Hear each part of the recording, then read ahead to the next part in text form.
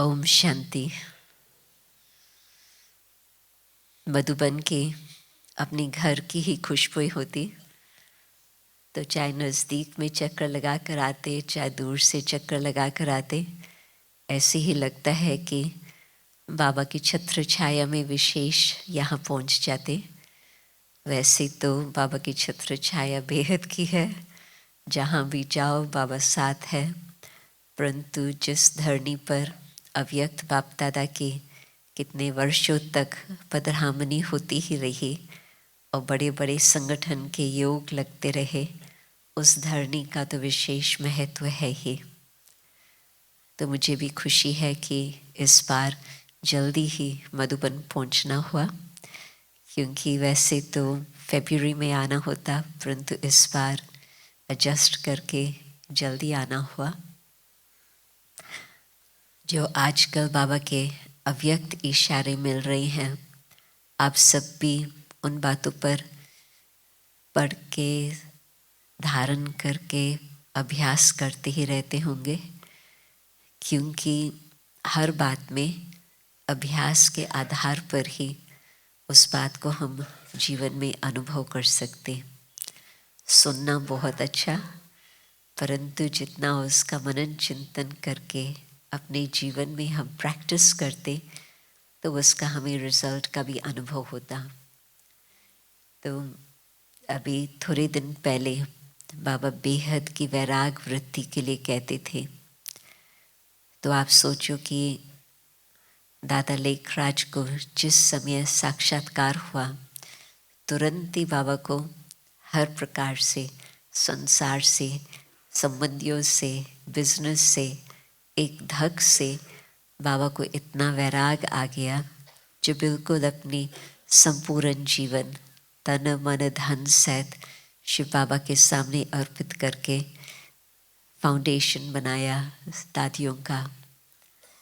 और मम्मा भी एक रात में अपना डिसीजन लेकर के, मम्मा को धन तो था नहीं, परंतु तन और मन तुरंत ही बाबा के सामने समर्पित किया।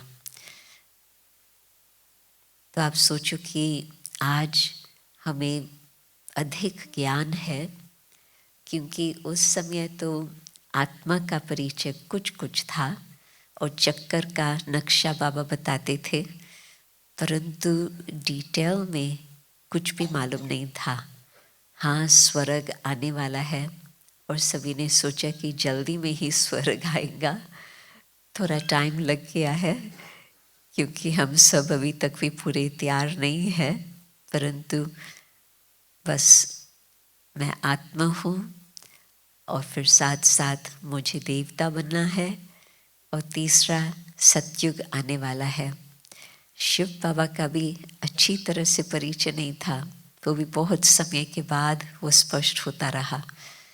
परंतु इस थोड़े से ज्ञान में ही इतनी शक्ति थी, उनका भाग्य इतना ज़बरदस्त था, जो इस थोड़े से ज्ञान से ही उनको प्रेरणा आई कि हम सब कुछ समर्पित करके बाबा के लिए हम बिल्कुल अपनी जीवन बलिदान देवें। और फिर आज हमारे पास खूब सारा ज्ञान है, और ज्ञान ना भी हो तो भी विश्व की हालतें देख करके हर एक समझ सकता है कि इस प्रकार से दुनिया और आगे चलने वाली नहीं है। चाहे वो क्लाइमेट चेंज की बातें, वैसे किन किन देशों के ऊपर क्लाइमेट चेंज का कुछ असर रहा, परंतु आज तो मैं कहेंगी कि हर देश को किसी न किसी प्रकार से उसका असर चल ही रहा है। तो अभी कोई ये नहीं कह सकता कि ये इमेजिनेशन की बात है, ये तो बिल्कुल चाहे साइंस के हिसाब से, चाहे हर एक के अनुभव के हिसाब से, जीवन के हिसाब से हर एक समझ सकते हैं कि ये रियलिटी है। परंतु कौन ये ऊपर से कार्य के लिए प्रेरणा दे रहा है और कौन हमें शक्ति दे रहा है परिवर्तन करने की, वो बाबा के बच्चे जानते हैं।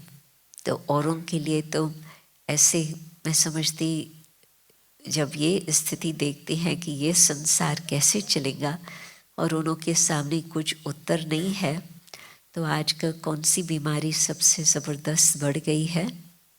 डिप्रेशन की। क्योंकि जब वो देखते हैं कि क्या हल है और उनको कुछ हल का मालूम ही नहीं होता, तो फिर बहुत ज़्यादा सोच में चले जाते।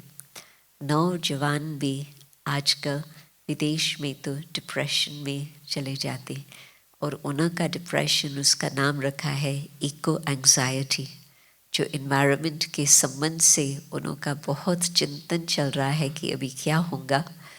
क्योंकि जितना भी कोई कोशिश करता, रिवर्स में ही सब बातें जा रही। क्योंकि समझते हैं कि हम बड़ी बड़ी कॉन्फ्रेंस करके कुछ उसका हल निकालें, परंतु ऐसे नहीं हो रहा। वापस ही जा रहे हैं, लौट रहे हैं, और वो जो कार्बन एमिशंस है वो बढ़ते ही जा रहे हैं। और कुछ समय पहले हम ये सोच नहीं सकते थे कि यूरोप में और मिडल ईस्ट में आंखों के सामने वॉर शुरू हो जाएगा। वो भी शुरू हो गया दोनों तरफ। तो कई लोग तो आजकल ये वर्णन ही कर रहे हैं कि ऐसा नहीं कि थर्ड वर्ल्ड वॉर शुरू होने वाला है, कहते हैं कि शुरू हो चुका। तो आज जबकि ज्ञान भी हमारे पास इतना ज़बरदस्त है, हर प्रकार का डिटेल बाबा ने बताया है, और लौकिक हिसाब से भी आँखों से, तीसरा नेत्र से नहीं, इन दो स्थूल आँखों से देख रहे हैं कि क्या हालत है। तो फिर बेहद का वैराग अब तक संपूर्ण रीति से हमारे पास है या नहीं है, वो हम देख लेवे। जब दादियों को, चाहे ब्रह्मा बाबा को ये अनुभव रहा कि बस हमें बाबा मिल गया, शिव बाबा की डिटेल की पहचान नहीं थी, परंतु ये फीलिंग थी, ये अनुभव था कि भगवान मिल गया। तो जबकि भगवान मिल गया, हमें और क्या चाहिए? जिसके लिए बहुत इंतज़ार करते थे वो मिल गए, तो फिर तो बस और कुछ चाहिए ही नहीं। तो चाहे ब्रह्मा बाबा, चाहे मम्मा, चाहे दादियाँ, सबकी यही जीवन थी, टोटल वैराग वृत्ति।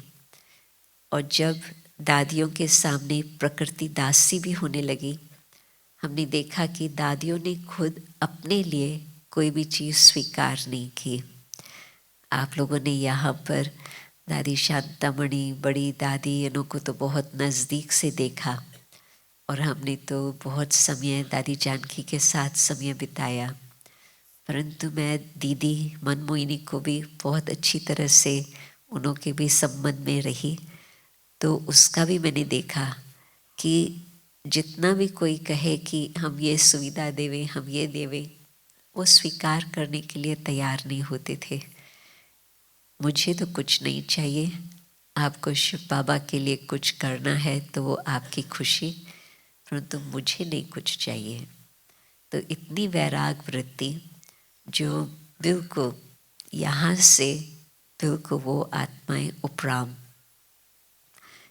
और जब कोई उपराम होता है तब फिर उसमें बहुत अनेक फ़ायदे होते हैं। उपराम वृत्ति से हर बात जो नीचे चल रही है वो अच्छी तरह से समझ सकते। जब किसी भी बात में हमारा कुछ अपना भाव होता, अपना मतलब होता कि हमें ये चाहिए, हमें वो चाहिए, तो फिर हमारी जजमेंट कैपेसिटी टेढ़ी हो जाती है, क्योंकि मुझे जो चाहिए उस तरफ में जाएंगे। परंतु मुझे कुछ नहीं चाहिए, क्योंकि बाबा ने मुझे इतने आंतरिक खजाने तो क्या, एक्सटर्नल हिसाब से भी बाबा ने हमें बहुत सुखी रखा है। राइट? जो बाबा पालना के गीत थे अभी सुन रहे थे, बाबा ने जिस प्रकार से पालना दी है, बाबा के बच्चों के जैसे सुखी कोई और कम ही होंगे। हर प्रकार की बाबा सुविधा दे रहे। तो ऐसे समय पर हम अपने आप को देखें कि यदि मेरे सामने बाबा है और बाबा का हमारा रूप ऐसा हम देखते रहें, जो बाबा के द्वारा सब कुछ हमें प्राप्ति हो रही है, सदा प्राप्ति हो रही है, तो उससे आत्मा बहुत ही अच्छी तरह से भरपूर रहती है। और सचमुच कुछ भी नहीं चाहिए संसार की चीज़ें, सब कुछ बाबा ने दे दिया है। तो उसमें एक तो बाबा का अनुभव, एक और बात याद आई जो मैं आपको बताती। दादी जानकी जब पहले भक्ति में थी तो दादी बहुत गीत भजन गाती थी। और जो वासवानी का उस समय जो एंटी पार्टी का लीडर बना था, तो उसका जो नेफ्यू है, भतीजा है, वो बाद में मुख्य बन गया वासवानी सत्संग का। परंतु दादी की आयु थी करीब 10-11 और उसकी भी आयु करीब 8-9 साल की थी। तो दोनों ही इकट्ठे गीत गाते थे, भजन गाते थे सत्संग में। तभी फिर दादी का उसके साथ बहुत संबंध नज़दीक का रहा। तो फिर दादी कई बारी उससे मुलाकात करती रही और उसका भी संकल्प था मुझे आबू आना है। परंतु जो पुराने ज़माने वाले उसके साथ अभी भी थे, वो उसको मना करते थे, उसको आने नहीं देते थे।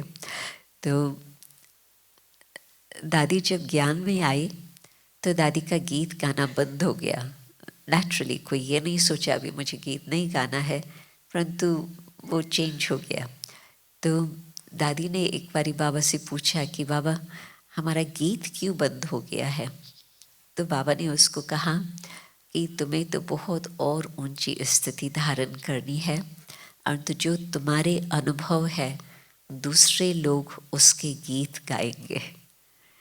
क्योंकि आप सोचो, जिन्होंने लिखा है वो तो अपने अनुभव से, अपने ब्राह्मण परिवार के, परंतु जो गा रहे हैं उनको तो कुछ इन बातों का अनुभव नहीं, परंतु जो ब्राह्मणों का अनुभव है वो दूसरे वो गीत गा रहे हैं।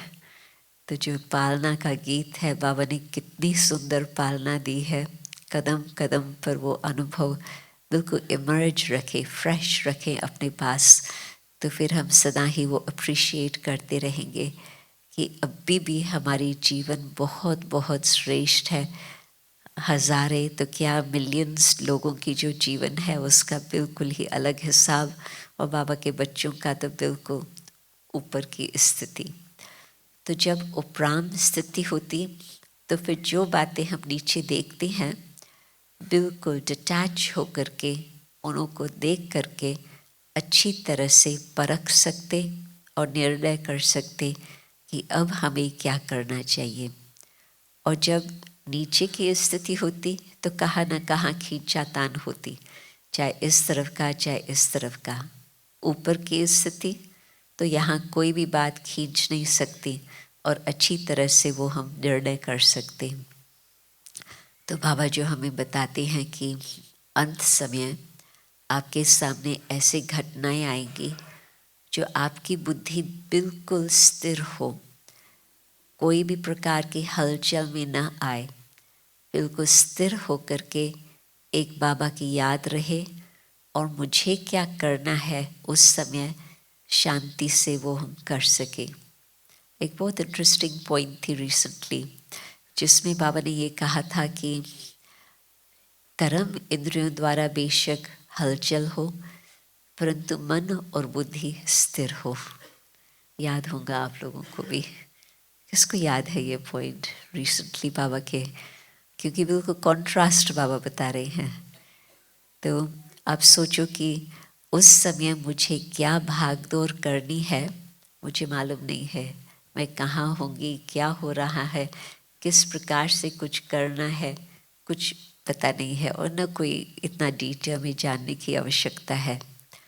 परंतु जितना हमने अभ्यास किया होगा कि एक बाबा के साथ मुझे रहना है, तो मन और बुद्धि उस समय शांत, उस समय स्थिर होंगी और बाकी जो कुछ मुझे फिजिकल हिसाब से करना है वो उसमें हम संकोच नहीं करेंगे कि नहीं मुझे तो सिर्फ कोने में बैठ के तपस्या करनी है।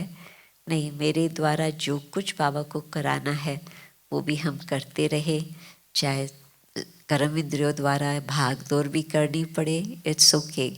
जो मुझे ड्यूटी मिली हुई है वो मुझे करनी है, परंतु मन को मुझे अभी से ही ऐसी स्थिति बनानी है जो बिल्कुल हम ऊपर में रह करके देख सकें।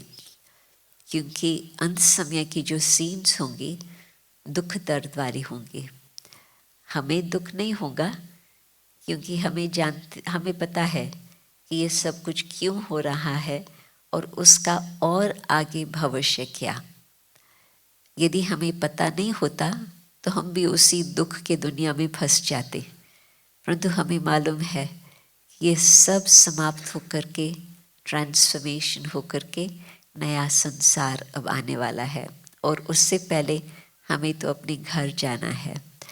तो यदि ये हमारी स्थिति है तो फिर कोई बात में हमें खींचातान भी नहीं होगी, दुख भी नहीं होगा। आप सोचो, आजकल भी यदि बाबा तो साकार में एग्जाम्पल देते थे कि कोई हॉस्पिटल में जाता है, थोड़ा सा खून देखता है तो बेहोश हो जाता, परंतु चलो ऐसी बात हॉस्पिटल की भी नहीं, परंतु कुछ भी और बात हम देखें और उस समय हम दुखी हो जाएं कि अब पता नहीं क्या होगा, कैसे होगा, अब इन बेचारों का क्या हाल है। इस प्रकार से भी हम एक तरफ कहेंगे रहम भावना है, परंतु दूसरी तरफ हम कहेंगे कि उन्हों के दुख का असर जो हमारे ऊपर पड़ रहा, हम उस समय उन्हों को कोई मदद नहीं कर सकेंगे, परंतु अभी से ही हम सबको जानते हैं कि क्या क्या होने वाला है, तो हम अपनी स्थिति को ऊंचा बना कर रखें। तो ऐसे उपराम वृत्ति जिसमें वैराग्य वैराग्य पहले, उपराम पीछे, परंतु उस वैराग्य स्थिति में कोई बात भी मुझे नहीं चाहिए, न स्थूल न सूक्ष्म। स्थूल तो बाबा के बच्चों ने बहुत समय से लौकिक बातें तो छुटकारा ले लिया, परंतु जो सूक्ष्म में भी अभी तक हम सोचते हैं कि ये चाहिए, वो चाहिए, ये होना चाहिए, ये क्यों नहीं है, तो अव्यक्त बाबा की तो बहुत गहराई से, डिटेल्स से मुरलियाँ आप लोग स्टडी भी करते हो, न सिर्फ सुनते हो परंतु अच्छी तरह से स्टडी भी करते हो। तो उन बातों में मुझे लगता है बाबा ने बहुत बहुत हमें क्लियर बातें स्पष्ट करके बताई है। कुछ प्रश्न रहता है अभी? किसी बात का प्रश्न रहता?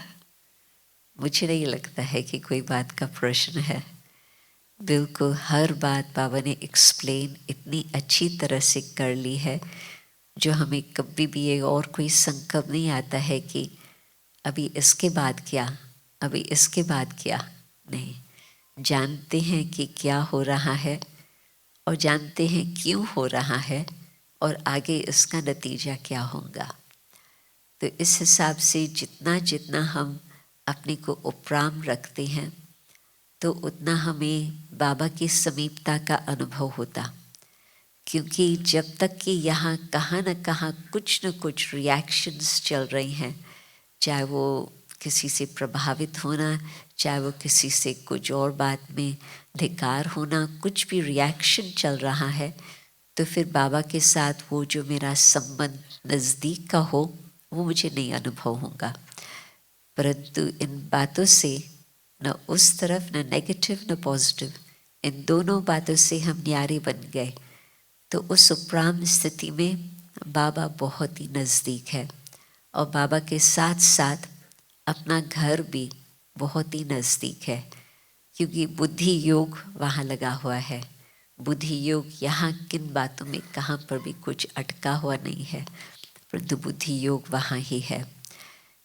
तो एक तो मुझे लगता है कि बिल्कुल उपराम स्थिति हमारी अभी से ही बन जाए, वैराग वृत्ति और फिर उपराम वृत्ति। और फिर साथ साथ एक और बात बाबा बहुत आजकल कई बार उसका मेंशन करते हैं, वो है एकाग्रता, बुद्धि की एकाग्रता। बस एक की याद में, एक के, अभी रिसेंटली बाबा का बहुत अच्छा उसका डेफिनेशन था, एक की याद में शरीर का भी अंत हो जाए, शरीर के भान से भी बिल्कुल हम दूर चले जाएं। तो एकांत को वैसे तो हम कहते हैं कि बस एक के अंत में जाना, और वो तो सही बात है, परंतु ये बहुत इंटरेस्टिंग था। एक की याद में हम बिल्कुल इस शरीर के अंत का अनुभव करें और उससे ऊपर हम रहें।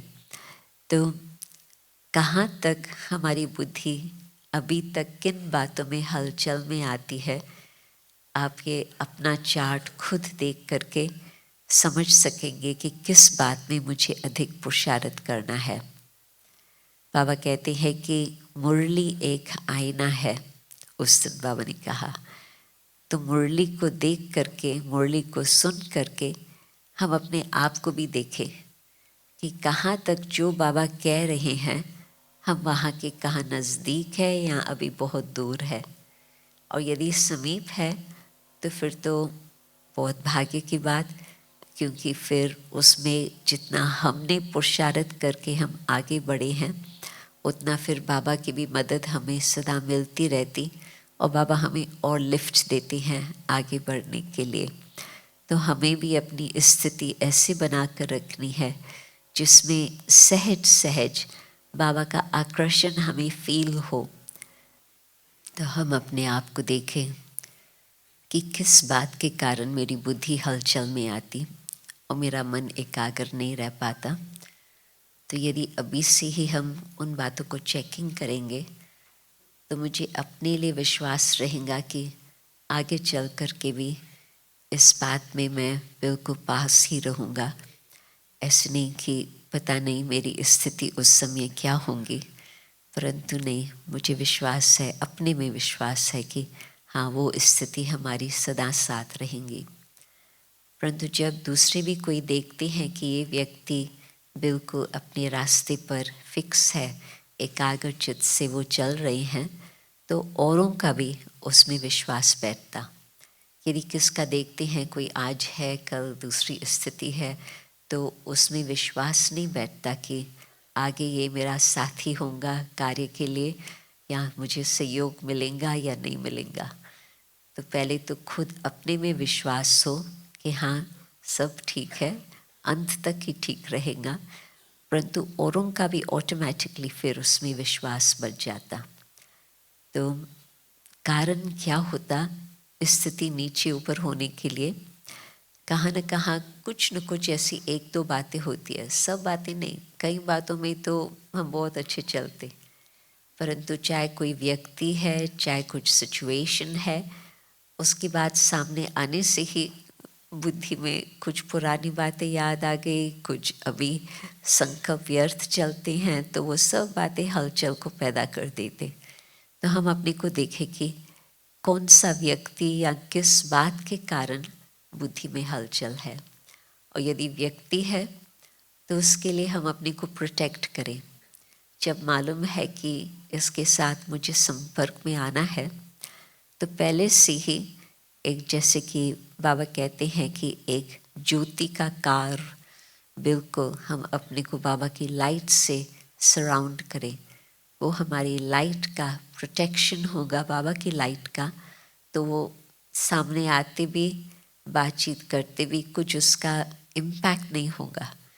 यदि हमने इस तरह से अपनी को तैयारी नहीं की है तो उस व्यक्ति के कारण सदा ही हमारी स्थिति ऐसी नीचे ऊपर होंगी।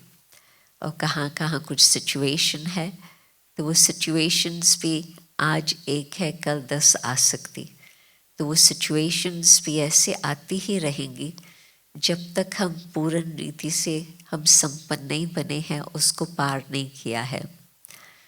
ड्रामा को बहुत धीरज है।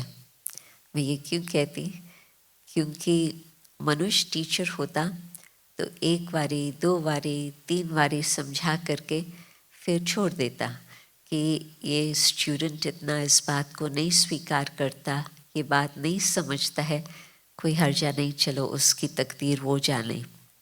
परंतु ड्रामा को मालूम है कि हमारे अंदर कौन सा संस्कार नाजुक है, और ड्रामा बार बार वही बात मेरे सामने लाएगा जब तक मैं सीखूं नहीं और जब तक मैं उस बात को पार नहीं कर पाऊँ। आप देखो, अपने इतिहास को देखो, आपको बिल्कुल ये लगेगा कि ड्रामा कितना धीरज से हमें मदद कर रहा है। उस घड़ी हम सोचते मेरे साथ ये ऐसे क्यों होता, परंतु नहीं, ये ड्रामा मुझे शिक्षा दे रहा है। वही बात बार बार मेरे सामने आ रही है ताकि मैं इस बात से सीख करके और आगे बढ़ूं। तो ड्रामा भी हमारा साथी है, शिक्षक है। बाबा ने बहुत अच्छी बात कही उस दिन की, समय तो आपका रचना है। अब सोचो कि कितनी गहरी बात है। प्रकृति हमारी रचना है, ये तो हर व्यक्ति इजीली समझ जाता है, परंतु समय भी प्रकृति के हिसाब से ही है, तो समय भी हमारी रचना है। तो हम कई बार जो छोड़ देते हैं कि समय अनुसार हम ज़रूर इस बात पर जीत पा लेंगे, ज़रूर हम आगे चले जाएंगे। तो फिर बाबा ने कहा कि चलो उस बात में शायद आप पास भी हो, परंतु आप पास विद ऑनर नहीं बन सकेंगे। तो रचना के आधार पर हम ना रुक जाएं। कई बारी किसके साथ अटैचमेंट होती, तो सोचते हैं कि चलो आगे चल करके तो मुझे कहाँ होना होगा, ये कहाँ होंगे, तो हर्जा नहीं है, हम अपने आप ही फिर मैनेज कर लेंगे। परंतु नहीं, अब भी ही मैं अपने को मैनेज करूं, उस आगे के समय का इंतज़ार न करूं, क्योंकि समय तो एनीवे किसी को भी मनुष्य को हमारा साथी बना करके रहने नहीं देगा। कोई न कोई कारण से वो अलग होगा ही। अब सोचो, जितना भी किसके साथ अटैचमेंट हो, ड्रामा हमको उसके साथ रहने देता है? नहीं देता। कुछ न कुछ होता है जिस कारण से सेपरेशन हो जाती है। तो उस हिसाब से यदि अभी से ही हम कोई भी बात पर अपनी पुरुषार्थ से विजय प्राप्त करें, तो बाबा कहते हैं पास विद ऑनर, नहीं तो वो नहीं हो सकता। तो एकाग्रता की टॉपिक, हम अपना विश्वास को बढ़ाते जाएं अपने में। और ये जब भावना होती कि जबकि आज तक भी बाबा ने हर प्रकार से हमें संभाला है, आगे भी बाबा जिम्मेवार है, तो हमें किस बात का फिक्र नहीं है। बाबा सदा ही हमें संभालता ही रहेगा। किसको कोई फिक्र है भविष्य के लिए? नहीं। या अभी शायद संकोच करेंगे हाथ उठाने में। परंतु आप देख लो, मुझे लगता है कि सचमुच बाबा के ऊपर विश्वास है, तो इतना ही विश्वास है कि आज तक बाबा ने हमें संभाला है, आगे भी ज़रूर संभालता ही रहेगा। तो उसमें भी अनेक प्रकार के प्रश्न समाप्त हो जाते हैं। मालूम है कि सब ठीक होने वाला ही है। और ये भी आप देखो कि ड्रामा भी सदा कल्याणकारी ही रहा है। जिस समय सीन आई, हमने उस समय नहीं सोचा कि ये कोई कल्याणकारी सीन है। उस घड़ी तो संकल्प आए, परंतु बाद में हम लोग उस बात को देखते हैं, विचार करते हैं, तो लगता है कि हाँ, बिल्कुल ये बात कल्याणकारी ही थी। इस बात से मुझे बहुत कुछ सीखने को मिला और कई उसके रिजल्ट्स आई जिससे मुझे फ़ायदा ही हुआ। तो जब इस प्रकार से हमारा ड्रामा में भी विश्वास बिल्कुल अटूट रहता, तो फिर हम सचमुच सोचते हैं कि ड्रामा की कोई सीन ऐसे नहीं आ सकती जो मुझे कोई नीचे ऊपर करे। मालूम है कि सब ठीक होने वाला ही है। तो ये जो विश्वास की बातें हैं, बिल्कुल ऐसे पक्का निश्चय हो जो कोई बात में भी हम हिले नहीं। आप सोचो कि ये जो गायन आता, निश्चय बुद्धि विजयंती, जबकि निश्चय बाप में है, ड्रामा में है, खुद में भी है, परिवार में भी है। परिवार के द्वारा कई प्रकार की टेस्ट आती, परंतु हम उन बातों को भी समझ करके, और बाबा ने तो बताया है पुरुषार्थ अनुसार नंबरवार, तो जब नंबरवार की बात भी बुद्धि में आती, तो भी फिर बुद्धि शांत हो जाती है, उस बात में भी हलचल में नहीं आती। परंतु चलो, एक व्यक्ति परिवार में मुझे सहयोग नहीं देता, 10 लोग तो सहयोग दे रहे हैं, 20 लोग तो क्या, 200 लोग तो मुझे सहयोग दे रहे हैं। एक उसमें से कुछ हिसाब किताब होगा जो सहयोग नहीं मिल रहा। तो बाबा में, खुद में, ड्रामा में और परिवार में बहुत अच्छी तरह से निश्चय हो, विश्वास हो, तो फिर हम सहज ही अब भी छोटी मोटी बातें जो आती है उसमें विजय प्राप्त कर लेंगे और बिल्कुल संपन्न रीति से हम फिर बाबा के साथ घर चलेंगे। नहीं तो हमारा भी नंबरवार में आ जाएगा लिस्ट में, परंतु अभी से ही हम हर प्रकार से विजय प्राप्त करें।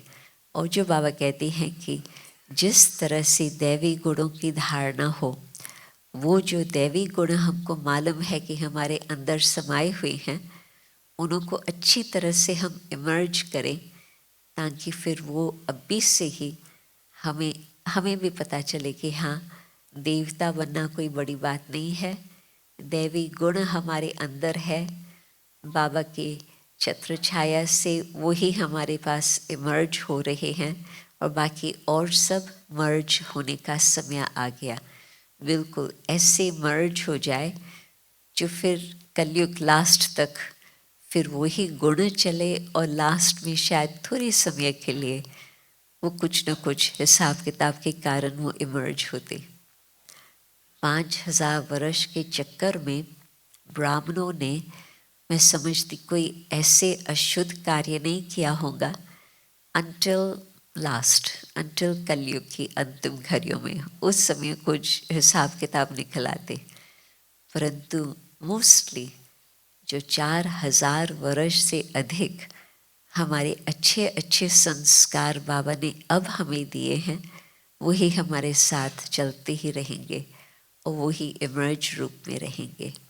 बाबा की लास्ट की कहानी भी सुनो कि बाबा की कितनी बड़ी दिल, फ्राक दिल, तो पूर्व कल्प का पुरुषार्थ लास्ट तक चलता रहा, वो नजर आया, उसका प्रालब्ध, उसके गुण वो नजर आते रहे। तो जो बाबा की बातें हैं हम सबके लिए सेम। बाबा जिस समय सतयुग में चलेंगे हम भी साथ चलेंगे, बाबा जिस समय द्वापर में पुजारी बनेंगे हम भी साथ पुजारी बनते, परंतु फिर भी जो कैरेक्टर कहो, जो गुण कहो, वो लास्ट तक साथ ही रहेंगे। तो अभी हम उन बातों को इमर्ज करके अभी है वो हम अप्रिशिएट करना। सतयुग में हमारे अच्छे कैरेक्टर होंगे, अच्छे गुण है, कोई पता नहीं चलेगा, वो नॉर्मल है, और बाकी और सबके भी वही नॉर्मल है।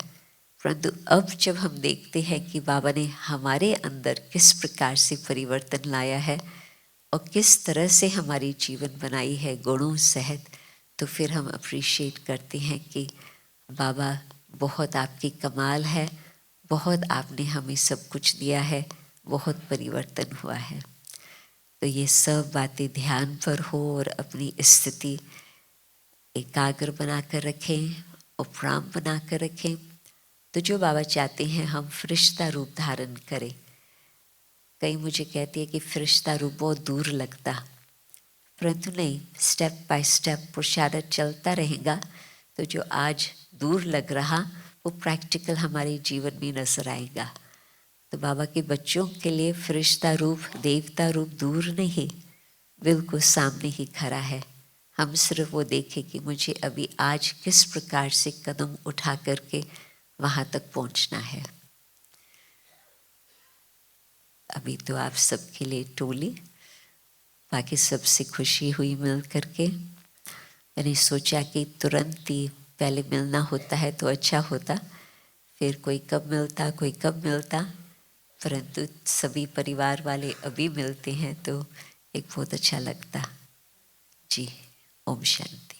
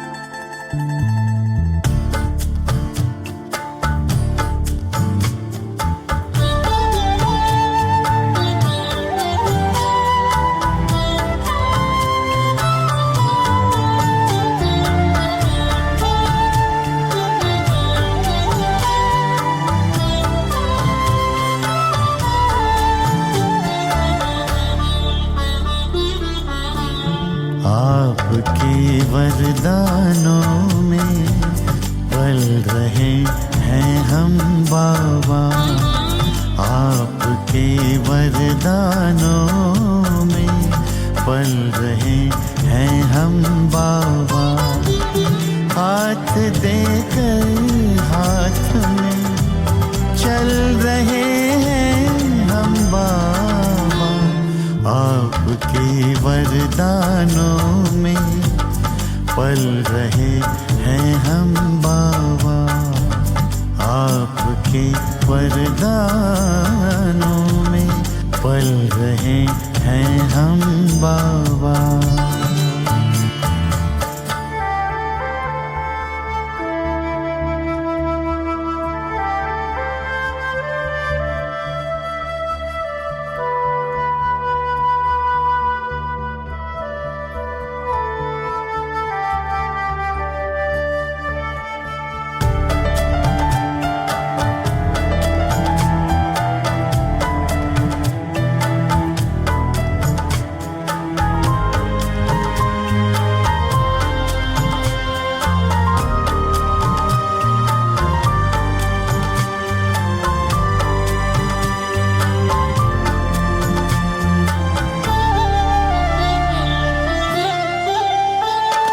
साकार में जो कहा हो रहा साकार है।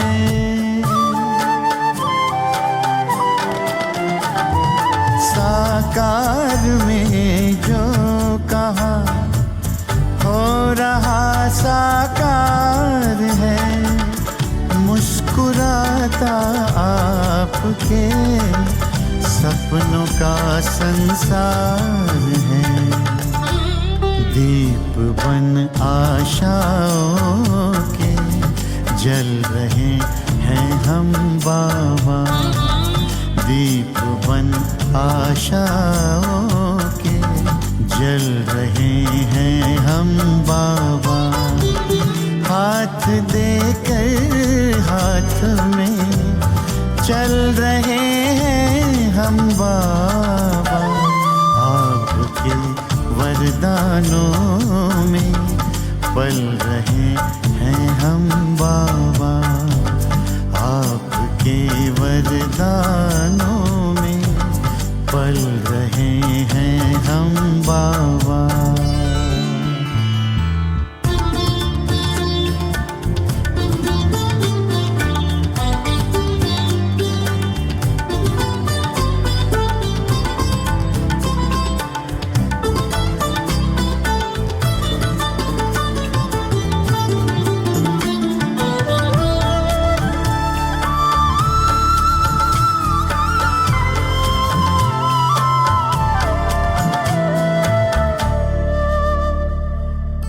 दृष्टि देकर आपने सारी सृष्टि रे बदल।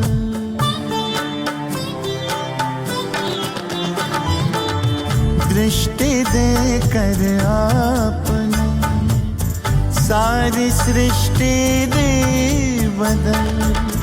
कांटों को सुमन किया और कुटिया को महल। आपके रंग रूप में ढल रहे हैं हम बाबा। आपके रंग रूप में ढल रहे हैं हम बाबा। हाथ देकर हाथ में चल रहे हैं हम बाबा। आपके वरदानों में पल रहे हैं हम बाबा। आपके वरदानों में पल रहे हैं हम बाबा।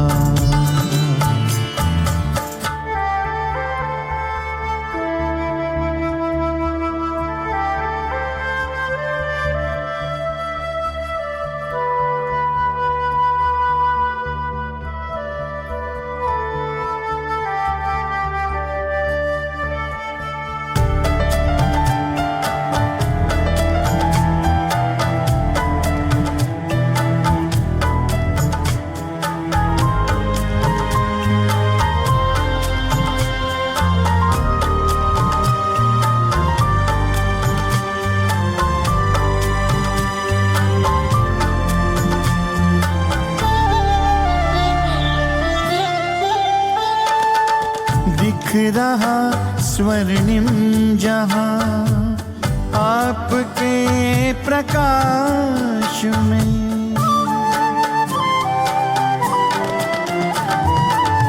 दिख रहा स्वर्णिम जहां आपके प्रकाश में। पाँव धरती पर कहाँ उड़ रहे आकाश में। सितारों से भी आगे निकल रहे हम बाबा। सितारों से भी आगे निकल रहे हम बाबा। हाथ देकर हाथ में चल रहे हैं हम बाबा। आपके वरदानों में पल रहे हैं हम बाबा। आपके वरदानों में पल रहे हैं हम बाबा।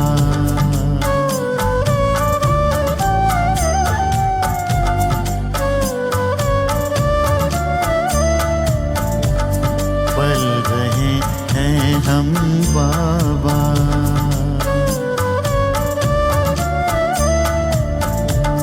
पल रहे हैं हम बाबा।